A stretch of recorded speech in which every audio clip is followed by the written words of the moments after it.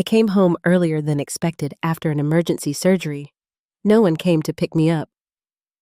As I was about to enter the house, a homeless little girl ran up to me and screamed, "Ma'am, please don't go into that house. Your daughter-in-law." A chill went down my spine. But when the police arrived, "I'm glad to have you here. Follow my story until the end and comment the city you're watching from so I can see how far my story has reached." My hands were still shaking from the emergency surgery when I stepped out of the taxi. 66 years old, and I still felt every muscle ache after standing in that operating room for 8 hours straight. Mrs. Whitaker's appendix had ruptured, and there wasn't time to wait for the younger surgeons. Lives don't pause for convenience. The cab pulled away, leaving me standing alone on my own street at 9:45 in the evening. I'd expected my son Daniel Carter or my daughter-in-law to pick me up, but when I called, Amber Reed said they were both too tired. "You understand, don't you, Eleanor Brooks?" Daniel worked late again, and I had such a headache today. Of course I understood. I always understood. My house looked different in the darkness. The porch light was off, which was strange. I always left it on, and knew that. The living room windows glowed softly, and I could make out shadows moving inside. At least someone was home. I fumbled for my keys in my purse, my fingers still stiff from the surgical gloves. That's when I heard the small voice. Lady, wait." I turned to see a little girl running toward me from the abandoned lot next to my house. She couldn't have been more than 8 or 9, wearing clothes that had seen better days and shoes that were too big for her feet. Her dark hair was tangled, and her face was streaked with dirt. "Please," she gasped, grabbing my coat sleeve with tiny hands. "Don't go in there." "Not yet." I blinked, certain the exhaustion was making me see things. "Sweetie, what are you doing out here so late? Where are your parents?" "The lady inside?" she whispered, glancing fearfully at my house. "The pretty lady with the yellow hair. She's doing bad things to your stuff." I saw her through the window. A chill ran down my spine. Amber had blonde hair. "What kind of bad things?" "She was putting your things in boxes, the sparkly things from your bedroom, and she was laughing with a man on the phone," she said. The child's voice dropped even lower. She said, "You wouldn't need them anymore." My heart started pounding. "What's your name?" "Honey Mia." She tugged my coat again. "My grandma used to live in that house before. The blue one with the broken fence. She told me about the pretty lady before she had to go to the place for old people." Before I could ask more questions, Mia suddenly stiffened. "Someone's coming," she whispered, then darted back toward the empty lot, disappearing into the shadows. I stood there for a moment, trying to process what had just happened. A homeless child warning me about my own daughter-in-law. It sounded absurd, but something cold and heavy had settled in my stomach. I walked up my front steps, each one creaking under my feet. The sound seemed too loud in the quiet night. When I reached for the door handle, I noticed scratches around the keyhole that hadn't been there before. "Eleanor, is that you?" Amber's voice came from inside, sweet and concerned. "We were so worried when you didn't call." I opened the door and stepped into my own home. Amber appeared in the hallway, her blonde hair perfectly styled despite the late hour. She wore one of her expensive dresses, the kind that cost more than most people's monthly salary. Daniel wasn't anywhere to be seen. "How did the surgery go?" she asked, moving closer.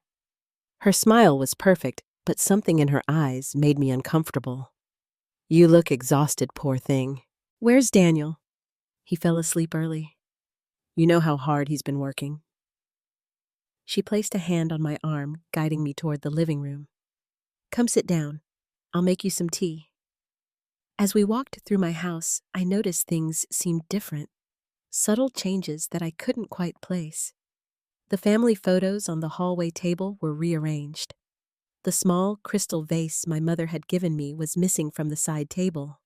"Amber, where's the crystal vase? The one that was right here?" She paused, tilting her head with a confused expression. "What vase, Eleanor? I don't remember seeing a vase there. It was my mother's. It's been there for years." "Oh, sweetie." Her voice took on that patronizing tone I'd grown to hate. "You've had such a long day. Maybe you're thinking of a different spot. You know how these things can get mixed up when we're tired." That cold feeling in my stomach grew stronger. I knew exactly where that vase had been. I'd dusted it every week for the past 16 years. "I think I'll skip the tea," I said, heading toward the stairs. "I need to rest." "Of course." Amber's voice followed me. "Sweet dreams, Eleanor." In my bedroom, I noticed more changes. My jewelry box was slightly askew on the dresser. The small silver frame containing my wedding photo was turned face down.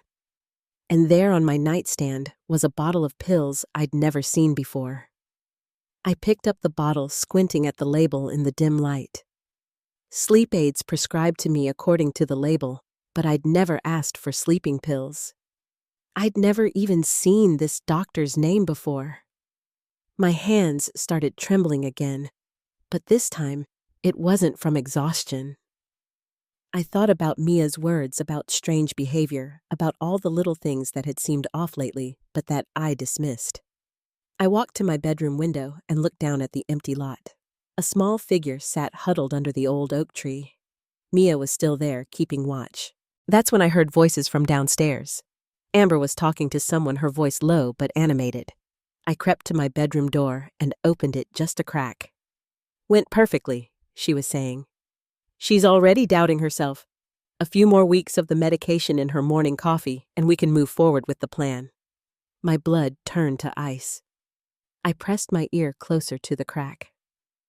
"The lawyer said, once she's declared incompetent, Daniel will have full power of attorney." Amber continued. "And since I'm his wife, I'll be managing everything. The house alone is worth $900,000, and that's not counting her other assets." There was a pause. Then laughter, cold, calculating laughter from the woman I'd welcomed into my family 4 years ago.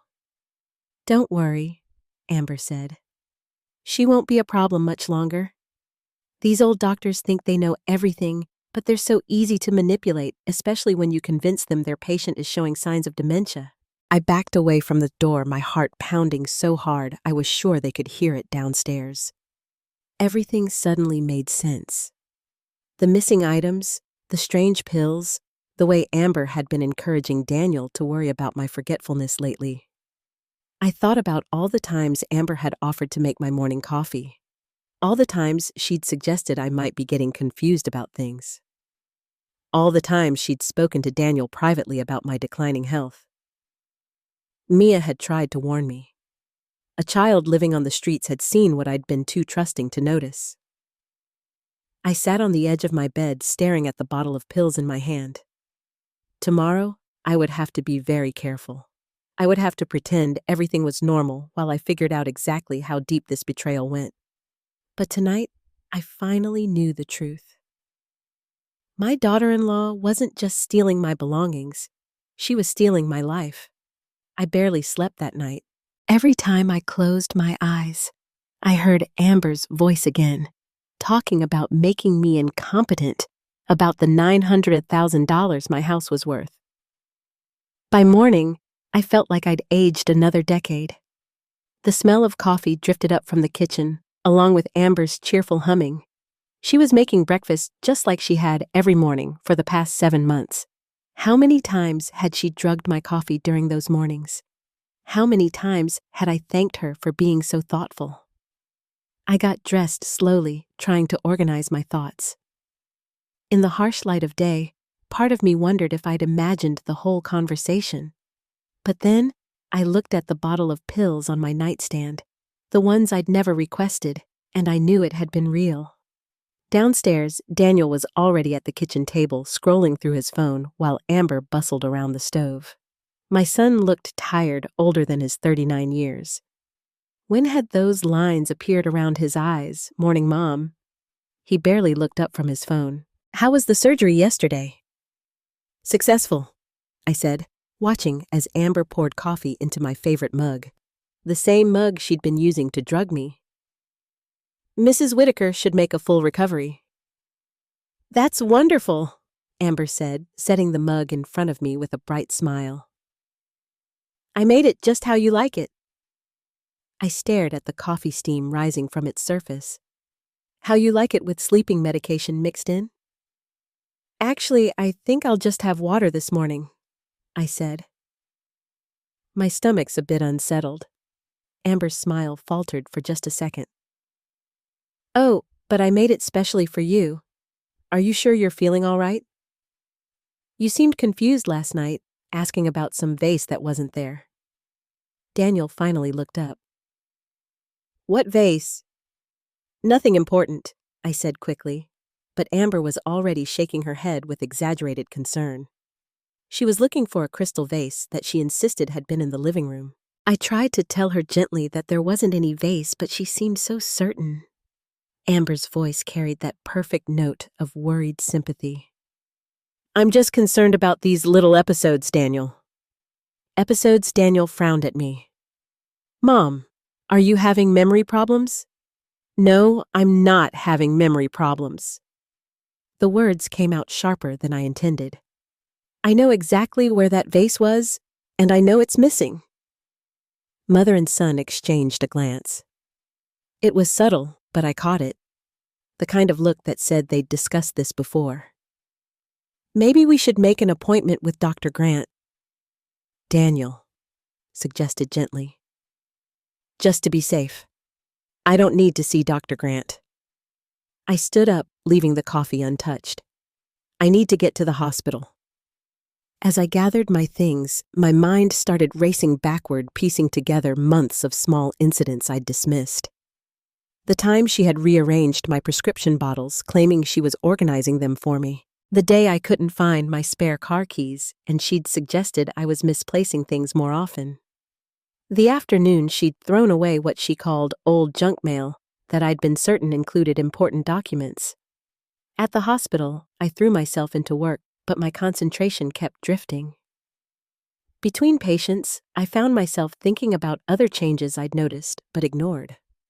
4 months ago, my neighbor, Mrs. Alvarez, had stopped coming over for our weekly tea. When I'd asked about it, she'd said Mrs. Alvarez had mentioned being too busy to visit, but that hadn't sounded like Mrs. Alvarez at all. 3 months ago, my book club had apparently decided to meet at the library instead of rotating between our homes. Amber had delivered this news with such certainty that I'd never questioned it. Now I wondered if my book club even knew I was missing. 5 weeks ago, my longtime housekeeper, Teresa Morales, had suddenly quit. Amber had been the one to tell me, explaining that Teresa had found a better-paying job and hadn't wanted to discuss it with me directly. At the time, I'd been hurt that Teresa hadn't said goodbye after 10 years of working together. How many of these changes had actually happened? How many had been manufactured by Amber to isolate me? That afternoon, I drove past Teresa's house. Her car was in the driveway and she was tending her garden. I pulled over and called out to her. Teresa, it's so good to see you. She looked up, her face breaking into a genuine smile. Dr. Eleanor, I was just thinking about you yesterday. She walked over to the fence. How have you been? I miss seeing you. I missed you too. Amber told me you found another job. Teresa's expression shifted to confusion. Another job? I asked your daughter-in-law if I could come back 3 weeks ago. She said you didn't need housekeeping services anymore because you were... She hesitated. Because I was what? She said you were having trouble with strangers in the house, that it made you anxious to have people you didn't know well around your things. I felt like I'd been punched in the stomach. Teresa, I never said that. I've been wondering why you stopped coming. She told me you were embarrassed to tell me yourself.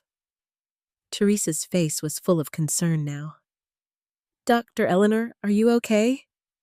You look pale. I managed to reassure Teresa that I was fine and promised to call her soon. But as I drove home, my hands were shaking on the steering wheel.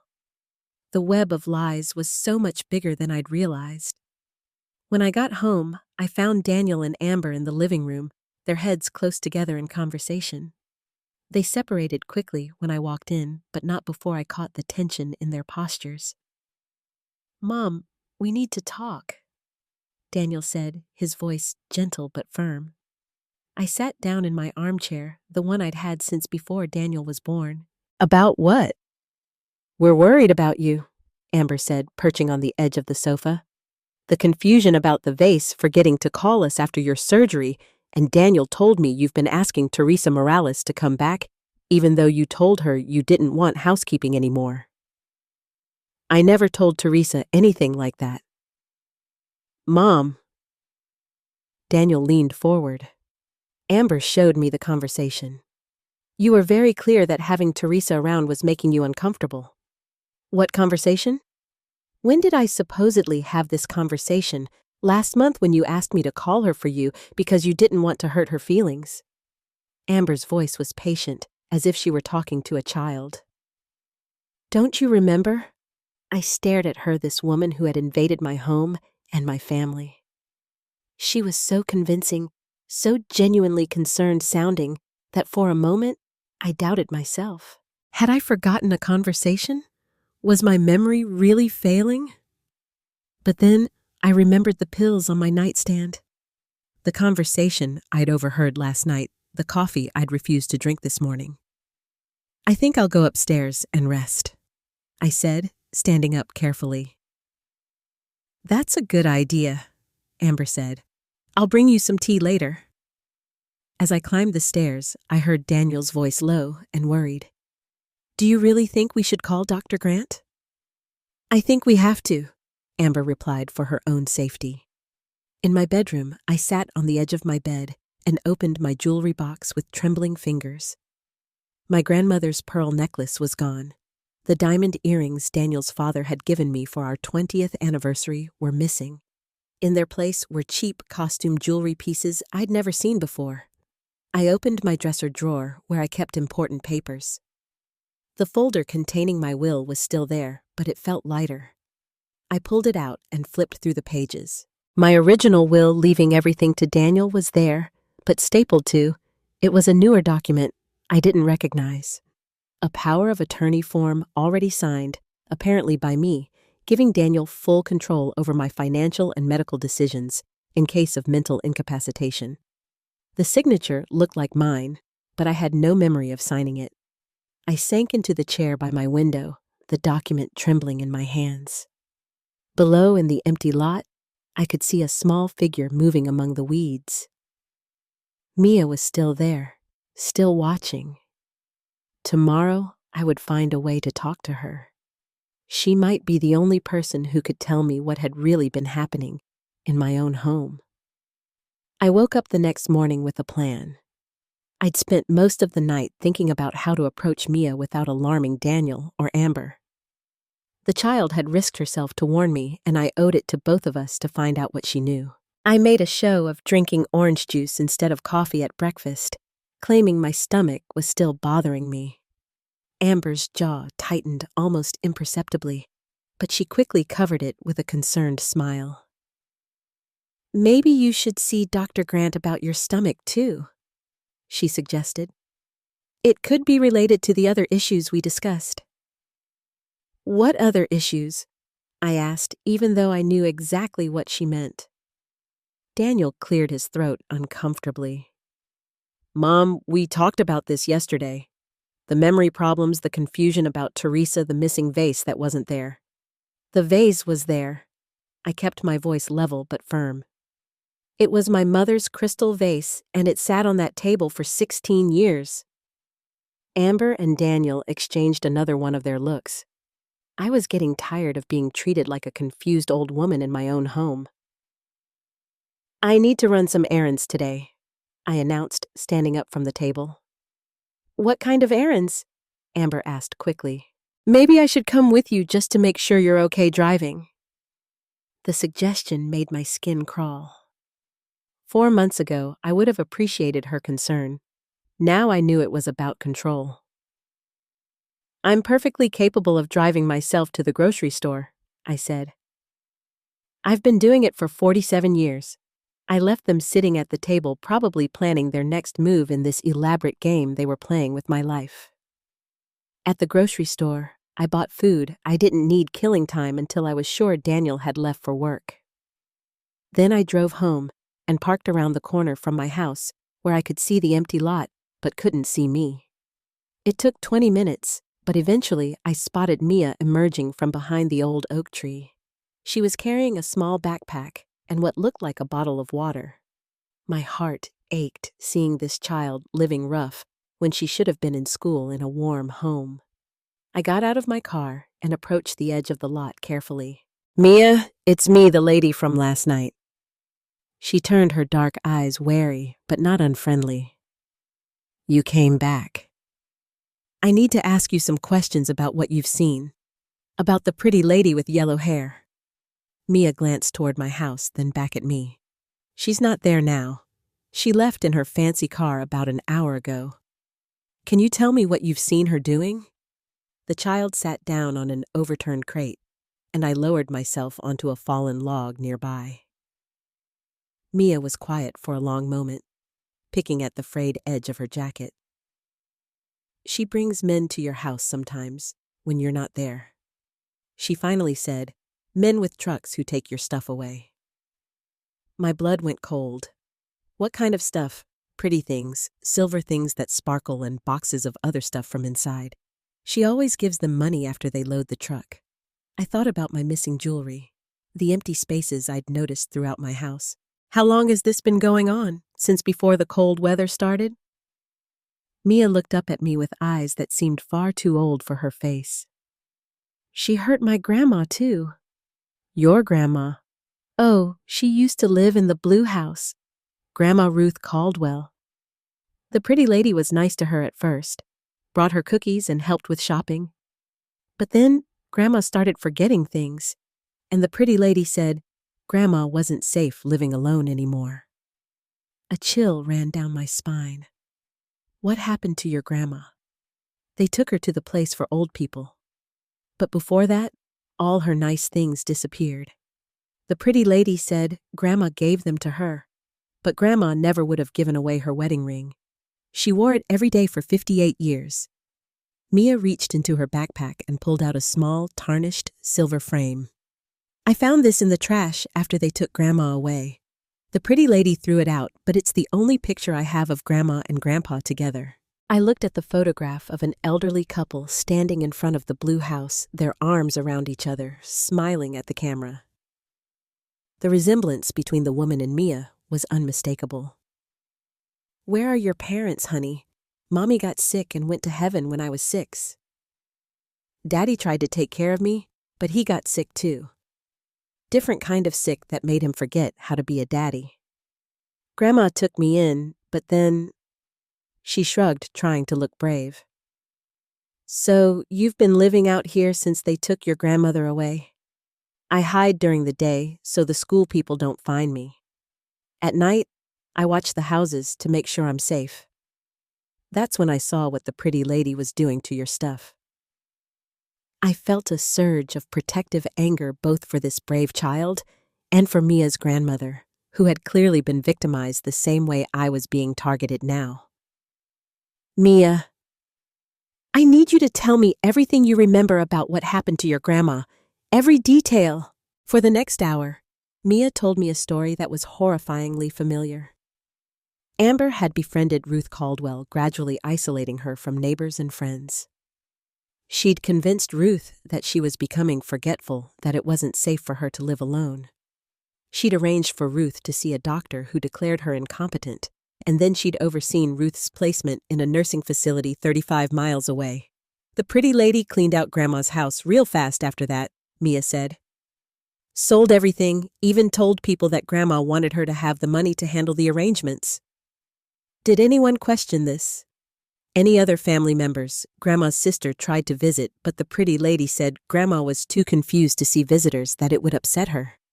Aunt Mary believed her because the pretty lady seemed so nice, so helpful. I closed my eyes, seeing my own future laid out in Mia's words. This was pattern.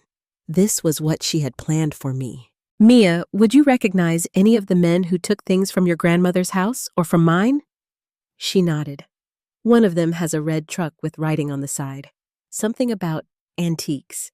And there's a man with gray hair who comes sometimes at night. He doesn't take big things, just small, valuable ones.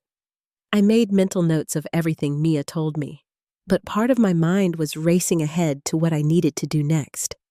I couldn't go to the police without proof, and I couldn't trust Daniel to believe me when Amber had already convinced him I was losing my mental faculties. I need to go back to the house now, I told Mia. But I want you to promise me something. If you see the pretty lady doing anything suspicious, or if you see those men with trucks again, I want you to call me. I wrote my cell phone number on a piece of paper and gave it to her, along with a $50 bill. Get yourself some decent food and find a safe place to sleep tonight. Can you do that? Mia nodded solemnly, tucking both the paper and the money into her backpack. When I got back to my house, her car was in the driveway. I sat in my own driveway for a moment, steeling myself for what was coming.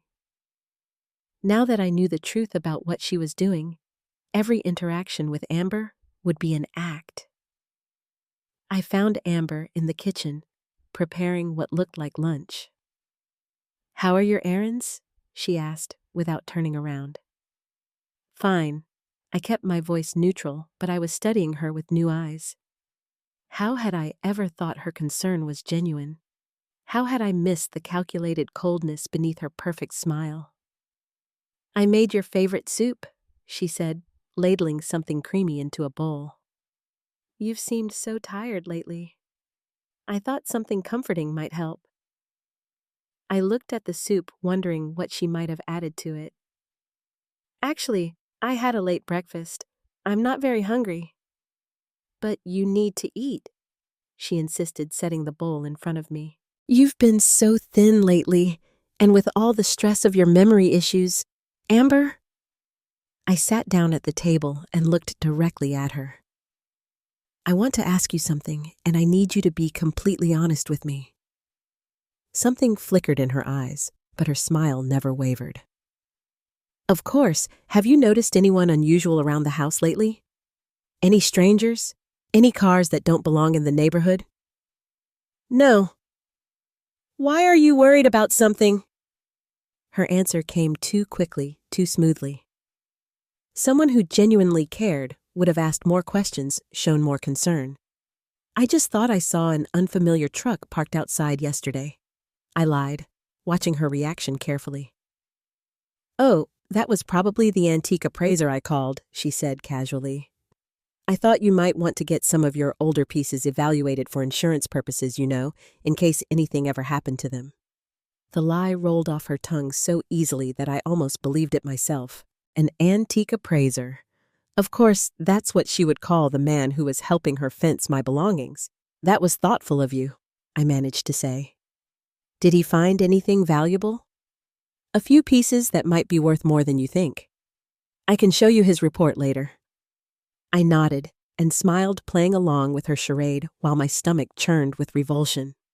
She was so confident, so sure that I was too senile to see through her lies. That evening, after Daniel came home and we'd eaten dinner together like a normal family, I excused myself early. In my bedroom, I opened my jewelry box again and took inventory of what was missing. The pearl necklace, the diamond earrings, my mother's ruby ring, and at least 6 other valuable pieces. I estimated the value at around $18,000 just from the jewelry alone. Added to whatever furniture and other items she'd already sold, Amber had probably stolen at least $30,000 worth of my belongings. But as I sat there in the darkness, looking out at the empty lot where a homeless child was trying to survive because of this woman's greed, I realized the money wasn't even the worst part. The worst part was the betrayal. The systematic way she had wormed her way into my family, gained my trust, and then used that trust to destroy me. Tomorrow, I would start fighting back. But tonight, I finally understood the full scope of what I was up against. I didn't sleep much that night. Every creak of the house, every footstep in the hallway, made me wonder if Amber was moving more of my belongings while I lay there helpless. By morning, I'd made a decision that terrified and liberated me in equal measure. I was going to pretend to take the medication. At breakfast, I accepted the coffee offered with a grateful smile. "Thank you, dear. I think I was being silly about my stomach yesterday." Her face brightened with what looked like genuine relief. "I'm so glad you're feeling better. I was worried when you wouldn't eat the soup I made." I took a sip of the coffee, letting the bitter liquid touch my tongue before discreetly spitting it back into the cup when she turned away. The taste was definitely off a metallic undertone that hadn't been there in my coffee before all of this started. "Much better," I said, setting the cup down. "I think I might take a nap after Daniel leaves for work. I'm still catching up on sleep from that surgery." "That's perfect," Amber said, and I caught something eager in her voice. "Rest is exactly what you need." After Daniel left, I went upstairs to my bedroom and waited. Within 40 minutes, I heard Amber on the phone downstairs, her voice animated and excited. I crept to the top of the stairs and listened. Yes, she took the full dose this morning. No, she's getting much more compliant. The confusion is setting in beautifully. I'd say we can move to phase 2 by next week. My hands gripped the banister as I heard footsteps moving around downstairs. The sounds were coming from my living room, and they weren't normal household noises. They were the sounds of someone moving furniture, opening drawers, going through my things. I went back to my bedroom and lay down on the bed, forcing my breathing to be slow and deep. When I heard Amber's footsteps on the stairs, I closed my eyes and let my mouth fall slightly open, mimicking the deep sleep that the medication should have induced. My bedroom door opened quietly. I felt Amber standing there for several long moments, probably making sure I was truly unconscious. Then I heard her moving around my room. Through barely opened eyelids, I watched her go through my dresser drawers with practiced efficiency. She pulled out my jewelry box and removed several more pieces. A gold bracelet that had been my grandmother's, a pair of sapphire earrings I'd bought to celebrate my first successful surgery. But then, she did something that made my blood freeze. She opened the drawer where I kept my important documents and pulled out my medical records folder. She flipped through the pages, removing several, and replaced them with different papers. After she left, I waited another 20 minutes before getting up. The documents she'd left were medical evaluations I'd never seen before, all bearing my name and signed by doctors I'd never met. According to these reports, I was showing significant signs of dementia confusion and paranoid behavior. One report recommended immediate evaluation for inpatient psychiatric care. The real medical records, the ones that showed I was in perfect mental health, were gone. I sat on my bed, staring at these fabricated documents, and realized how thoroughly she had planned this. She wasn't just stealing my belongings, she was systematically building a case for having me declared incompetent, and she'd been doing it for months. My phone buzzed. A text from an unknown number. "Red truck here now. Taking more stuff." Mia was watching out for me. I looked out my bedroom window and saw a red pickup truck parked in my driveway just as she'd described. 2 men were loading my antique dining room chairs, the ones that had been in my family for 4 generations. I watched them work with cold efficiency while Amber stood in my driveway counting money. She was selling my family heirlooms like they were garage sale items. That afternoon, I drove to the public library and used their computer to research Amber Reed's background. What I found made me sick to my stomach. Amber Reed, her maiden name, had been married twice before Daniel. Her first husband, an elderly widower named Robert Fields, had died suddenly of a heart attack just 20 months after their marriage. He'd left her everything in his will, a will that had been changed just weeks before his death. Her second husband was a successful businessman named Frank Delaney. He'd been found dead in his home from what appeared to be an accidental overdose of his heart medication combined with alcohol. Again, she'd inherited everything, and again, the will had been recently modified. There were newspaper obituaries for both men, and in each one, Amber was described as a devoted wife who was heartbroken by her husband's sudden death. Daniel was husband number 3. I printed everything I could find and drove home with shaking hands.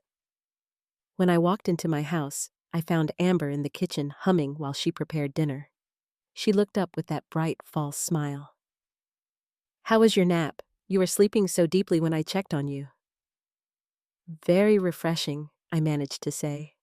"I feel much clearer now." That was the truth. I felt clearer than I had in months, crystal clear, about what kind of monster had married my son. That evening at dinner, I watched Daniel and Amber interact with new eyes. She was subtle but controlling, constantly touching his arm when she wanted his attention, deflecting any topic that might lead to questions about her past or their finances. "Daniel, I've been thinking about updating my will," I said during a lull in conversation. "It's been several years since I looked at it." Amber's fork paused halfway to her mouth, but she recovered quickly. "What a practical idea. We should help you with that, shouldn't we, honey?" "Actually," Daniel said, "Amber and I have been talking about that too. Given your recent memory issues, maybe we should make sure all your legal documents are in order." "What memory issues?" I asked calmly. "Mom." Daniel's voice was patient but concerned. "You've been forgetting things, asking about items that aren't there, getting confused about conversations you've had. Amber's been keeping track because she's worried about you. She's been keeping track." "I made some notes," Amber said modestly. "Just little things I noticed in case we needed to discuss them with a doctor. I show them to Daniel so he knows what to watch for when he's with you." So she was documenting everything, building her case piece by piece. Every interaction, every conversation was being twisted into evidence of my mental decline. "Could I see these notes?" I asked. Amber's smile tightened almost imperceptibly. "Of course, but I don't want to upset you. Some of the incidents might be difficult to read about. I think I can handle it." She went to her purse and pulled out a small notebook. As she handed it to me, I saw the calculation in her eyes. She wanted me to read it. She wanted me to see how hopeless my situation had become. The notebook contained 3 months of detailed entries. According to Amber, I had forgotten entire conversations, repeated the same questions multiple times, and shown increasing paranoia about people taking my things. She documented every time I'd seemed confused, every instance where I'd supposedly mixed up facts or forgotten important information. It was a masterpiece of manipulation. Mixed in with obvious lies were just enough real incidents, times when I'd been tired after a long surgery or distracted by work stress, to make the overall picture believable. "This is very thorough," I said, handing the notebook back. "I just want to make sure you get the help you need," Amber said, her voice full of fake compassion. After dinner, I excused myself early again. In my bedroom, I called the nursing home where Mia's grandmother was supposed to be living. After being transferred several times, I finally spoke to someone in administration. "I'm calling about Ruth Caldwell," I said. "I believe she was admitted several months ago. Let me check our records. I'm sorry, but we have no patient by that name. Are you sure you have the right facility? I tried 3 more nursing homes in the surrounding area." None of them had any record of Ruth Caldwell. The truth hit me like a physical blow. Ruth Caldwell wasn't in a nursing home. Something much worse had happened to her, and Mia was alone because of it. I sat on my bed, surrounded by forged medical records, fake medication, and the growing realization that I was living with a woman who might have killed at least 3 people. My phone buzzed with another text from Mia. "Pretty lady on phone again, talking about doctors and papers, says soon." Soon. Whatever Amber was planning, she was accelerating the timeline. I looked at my reflection in the bedroom mirror. 66 years old, a successful surgeon, a woman who had spent her life saving other people's lives. And now I was trapped in my own home by someone who saw me as nothing more than an obstacle to overcome. But as I sat there in the growing darkness, I realized something that gave me strength. Amber had made one crucial mistake.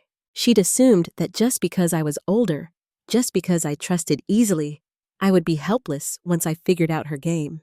She was about to learn how wrong she was. The next morning, I knew time was running out.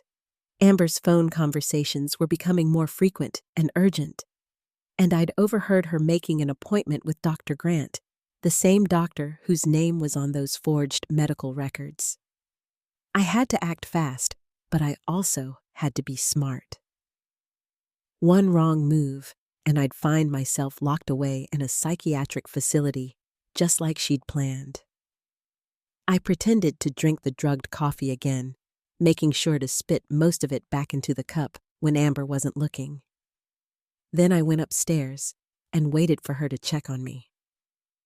When I heard her footsteps in the hallway, I arranged myself on the bed and closed my eyes, breathing deeply, as if heavily sedated.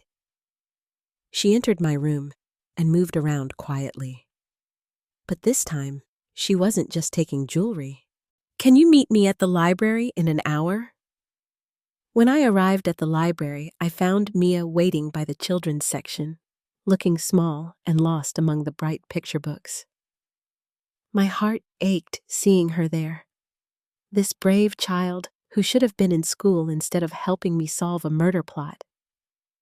"I found out what happened to your grandmother," I told her gently. Mia's eyes widened. "Is she okay? Can I see her?" I knelt down so we were at eye level. "Honey, I'm so sorry. I think your grandmother is gone. I think the pretty lady, he hurt her." Mia's face crumpled, but she didn't cry.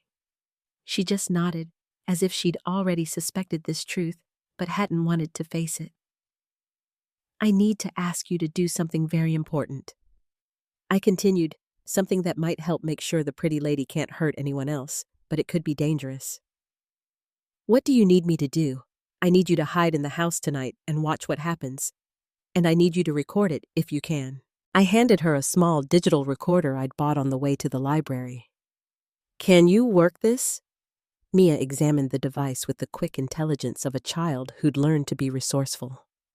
"Push this button to record, this one to stop." "That's right.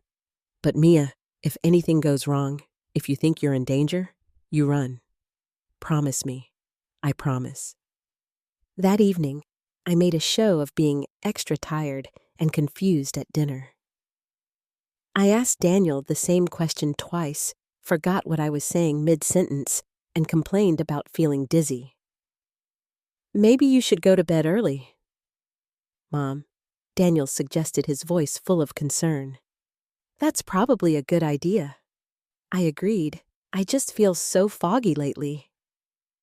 Amber's eyes gleamed with satisfaction. "I'll bring you some warm milk to help you sleep." In my bedroom, I arranged pillows under my blankets to look like a sleeping body, then hid in my walk-in closet with the door cracked open just enough to see the room. I'd left a window slightly open for Mia to climb through after everyone was asleep. Around 11:30, Amber entered my room carrying a glass of what looked like milk. She approached the bed, then stopped when she realized the lumps under the blanket weren't moving with the rhythm of breathing. "Clever old woman," she muttered, pulling back the covers to reveal the pillows. That was when I heard the soft, scraping sound of someone climbing through the window. Mia had made it inside. Amber spun around at the sound, and I saw her face clearly in the moonlight streaming through the window. Gone was any pretense of the caring daughter-in-law.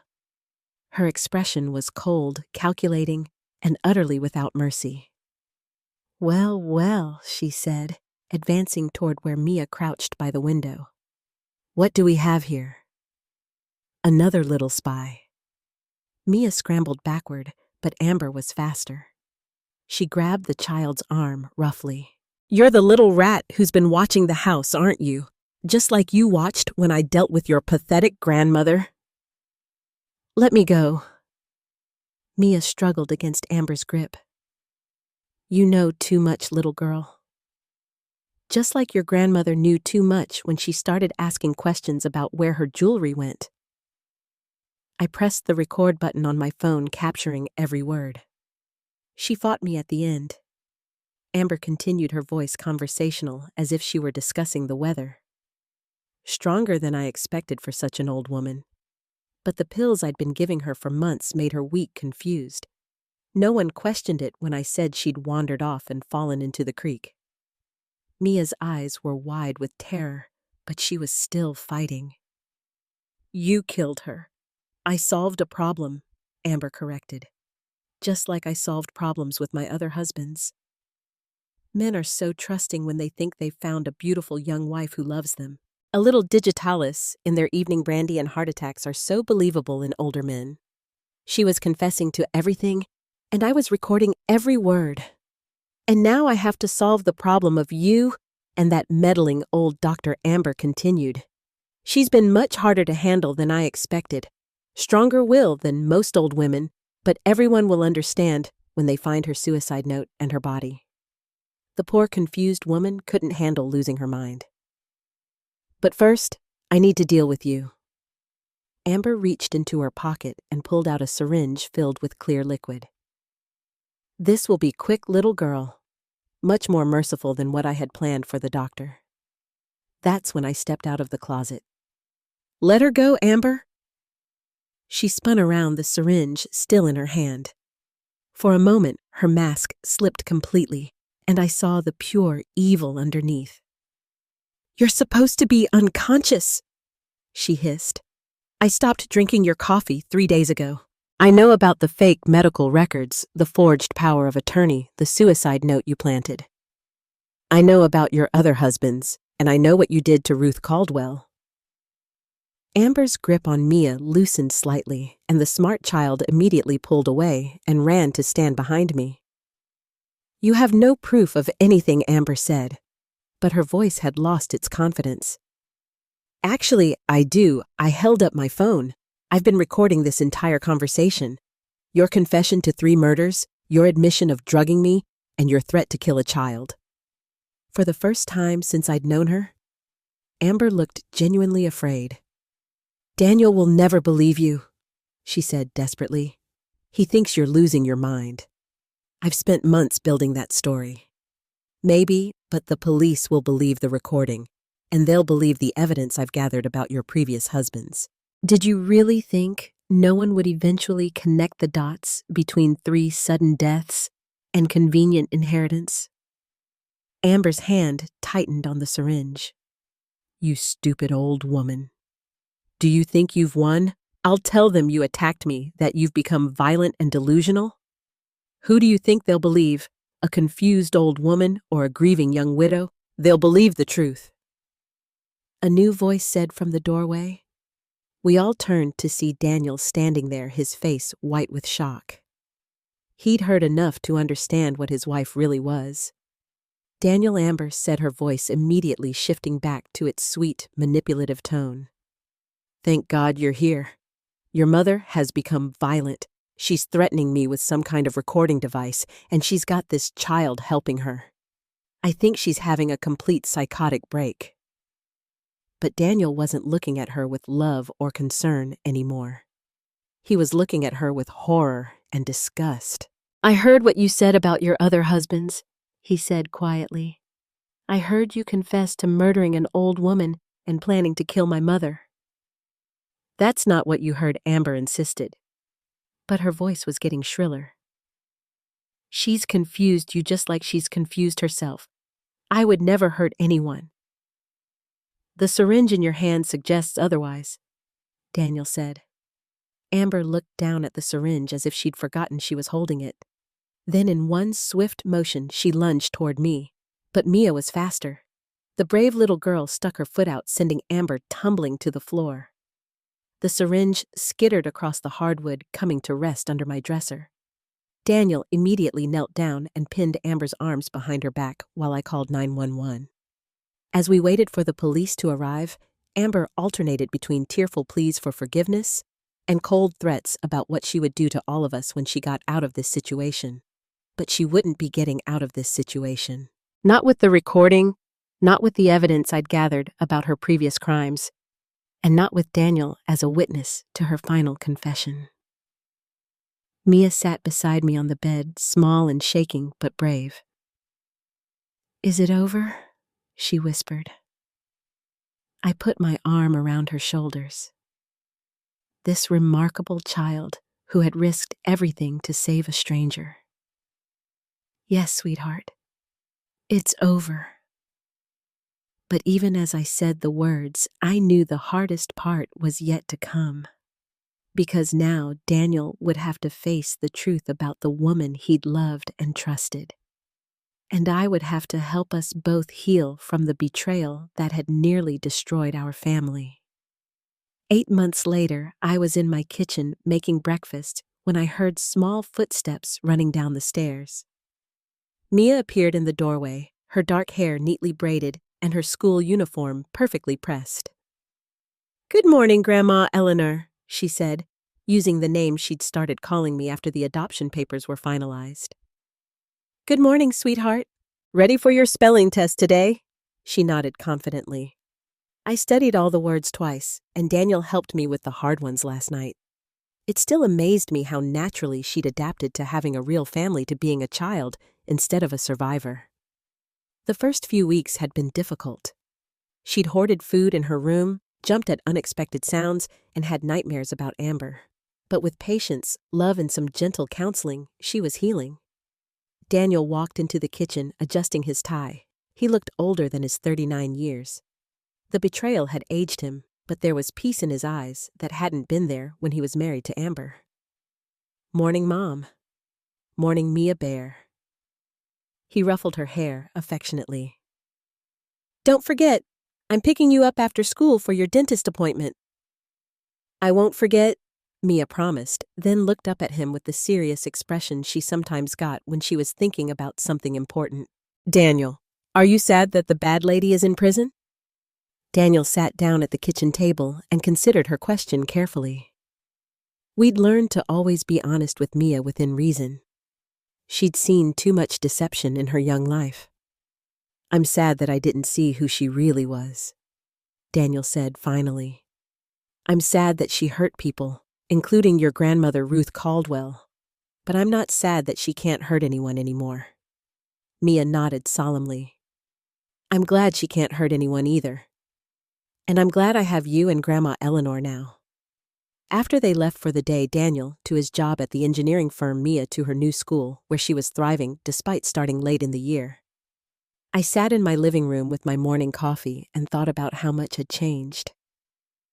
The house felt different now, lighter somehow, despite the terrible things that had happened here. We'd redecorated Mia's room together, painting it lavender and filling it with books and art supplies. The dining room had new chairs to replace the antique ones Amber had sold, and gradually I was replacing the other items she'd stolen, but the real changes weren't in the furniture or decor. The real changes were in us. Daniel and I had grown closer than we'd been since he was a child. The crisis had stripped away years of polite distance and forced us to really see each other. He'd apologized countless times for not believing me for letting Amber manipulate him for almost losing me to her schemes. She was so convincing, he'd said one evening as we sat on the porch, watching Mia play in the backyard. Every concern she raised about your health seemed so reasonable, so caring. I thought I was being a good son by listening to her. "You were being a loving husband," I'd replied. "That's not your fault. She was a professional manipulator, Daniel. She'd had years of practice. The trial had been difficult but cathartic. Amber had maintained her innocence at first, claiming she was the victim of a conspiracy between a senile old woman and a disturbed child. But the evidence was overwhelming. The recording of her confession, the forged documents, the pattern of behavior with her previous husbands. When they'd exhumed the bodies of her first 2 husbands and found traces of digitalis in their remains, her lawyer had finally convinced her to accept a plea deal. She'd received life in prison without the possibility of parole for 3 murders and multiple counts of fraud and attempted murder. I'd attended every day of the trial, not out of revenge, but because I needed to see justice done. Mia had been too young to testify, but her witness statement had been crucial in establishing the timeline of events. The most satisfying moment had been when they'd found Ruth Caldwell's body in the creek behind her old house, exactly where Amber had said she'd hidden it. Mia had finally been able to lay her grandmother to rest properly, and we'd held a beautiful memorial service in the cemetery, where Ruth Caldwell now rested next to her husband of 58 years. A soft knock at my front door interrupted my thoughts. I opened it to find Mrs. Alvarez, my neighbor, holding a covered casserole dish. "I made too much lasagna last night," she said with the smile that told me she'd made it specifically for us. "Would you and your family like some?" Mrs. Alvarez had been one of the first people to reach out after the truth about Amber came to light. She'd confessed that Amber had told her I was becoming paranoid and didn't want visitors anymore. Like so many others, she'd been manipulated into staying away from me. "We'd love some," I said, accepting the dish gratefully. "Would you like to come in for coffee?" "I'd like that very much." As we sat in my kitchen, Mrs. Alvarez asked about Mia's adjustment to school and how Daniel was handling everything. These conversations were part of my healing process, reconnecting with the friendships and community ties that Amber had systematically severed. "You know," Mrs. Alvarez said as she prepared to leave, "what that woman did was terrible, but in a way, she brought you and Daniel closer together. And you gained a granddaughter who needed you as much as you needed her." She was right. Mia had filled a space in my heart I hadn't even realized was empty. At 66, I'd thought my child-raising days were long behind me. But Mia had brought laughter and energy back into my house, along with purpose I hadn't felt in years. That evening, as I helped Mia with her homework at the kitchen table, she looked up at me with those serious dark eyes. "Grandma Eleanor, do you think my real grandma would be happy that I live with you now?" I set down the math worksheet I was checking and took her small hand in mine. "I think your grandma Ruth Caldwell would be very happy that you're safe and loved. And I think she's proud of how brave you were." "I was scared," Mia admitted. "Being brave doesn't mean you're not scared, sweetheart. It means you do the right thing even when you are scared." Later that night, after Mia was asleep, and Daniel had gone to his apartment downtown, he was taking his time moving back home, wanting to make sure Mia felt secure before changing the household dynamic again. I sat in my garden. I'd started growing vegetables again, something I hadn't done since Daniel was small. Mia loved helping me plant seeds and water the seedlings. She'd never seen anything grow from the ground before, and her wonder at the tiny tomato plants pushing through the soil had reminded me of the miracle of new life. As I sat there in the peaceful evening air, surrounded by the sense of growing things and the sound of Mia's gentle breathing from her open bedroom window, I thought about the woman I'd been 8 months ago. That woman had been isolated, manipulated, and slowly poisoned, both literally and figuratively. She'd been losing herself piece by piece to a predator who saw her as nothing more than a means to an end. But that woman had also been stronger than she'd known. When it mattered most, she'd found the courage to fight back to protect not just herself, but an innocent child who'd needed her help. I was still that strong woman, but I was more than I'd been before. I was Mia's grandmother Daniel partner in healing, and a survivor who'd chosen to use her experience to help others. I'd started volunteering at a local organization that helped elderly people avoid financial scams and elder abuse. Sharing my story carefully without traumatizing details helped other families recognize warning signs they might otherwise miss. My phone buzzed with a text from Daniel. Mia's school called. She got 98% on her spelling test. I'm proud of our girl, not just my adopted granddaughter or his ward, but our girl. our family.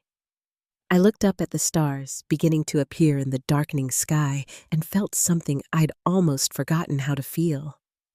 Complete peace. Amber had tried to steal my life, my sanity, and ultimately my very existence. She'd come closer to succeeding than I cared to think about. But in the end, her evil had brought unexpected gifts, a deeper relationship with my son, a granddaughter who lit up every day with her resilience and joy and a renewed sense of my own strength. I'd learned that family isn't just about blood relations or legal documents.